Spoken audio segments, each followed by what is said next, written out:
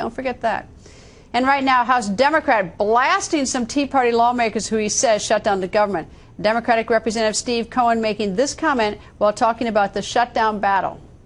We take an oath to support the country against all enemies, foreign and domestic, and these are the domestic enemies.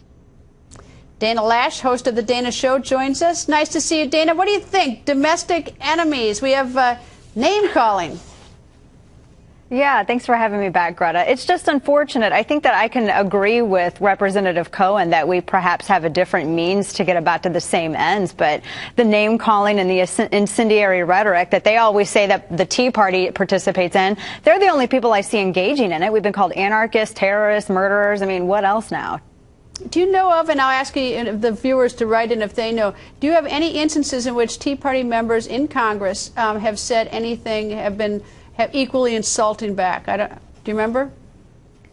Not to memory. If there has been, I would be kind of surprised at some of them, especially since, you know, they've been calling out folks on the left for calling, you know, well, I have heard, it doesn't count as Tea Party, Greta, but John McCain called us hobbits, but that's not really the same thing. You know what I think is distressing is that, you know, everyone who goes to Congress says he or she wants to lead, and yet nobody seems to sort of rise above it. I mean, there's so many so willing to sink into the food fight, and it's so non-productive. If your kids did that, you know, you'd haul them off to the, bedroom or pull them out of the schoolyard or something. If your kids were that lame, like they do it. I wonder if they even notice it. Well, I think that the goal with politics should be, especially from a lot of these newly elected members, should be to try to find common ground and build upon the common ground. I mean, there are people with whom I disagree 99.9% of the time, but that 0.1%, I mean, there's some common ground. We can work on that. We can build on that, and that should ultimately be the focus and the goal. I mean, we're talking about winning hearts and minds, but it's kind of hard to do that when we have this stuff going back and forth. Is it dispiriting to the Tea House movement that there is so much vitriol towards, at least towards the leaders of the Tea Party on Capitol Hill? I know a lot of them, and I think some of them look at it as though it's feathers in their cap, so to speak. I mean, it's, you know, if they're getting mad at you and you're taking flack, I guess that means you're right over the target. So some of them, I think, look at it and they're like, yeah, we're having some effect. We're at least making them mad. But, you know, and that's great because it fires up the base and you get, you know, you get people involved and they pay attention. But at the same time, we need to go back to that common ground and work on building that.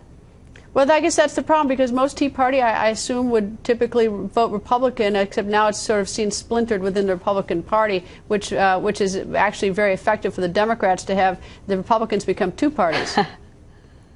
Yeah, well, and the funny thing about the Tea Party is that back in 2010, when all of this was building, there were a lot of former Democrats or people that were Democrat, registered Democrat, decided to call themselves independents and said, you know what, we really believe it's all about limited government. I mean, Tea Party isn't really a Republican thing. I've long thought that it's the unattached conscience of, it should be, of both parties. I mean, anybody who wants limited government and fiscal responsibility, that's where they should be, is in the grassroots movement.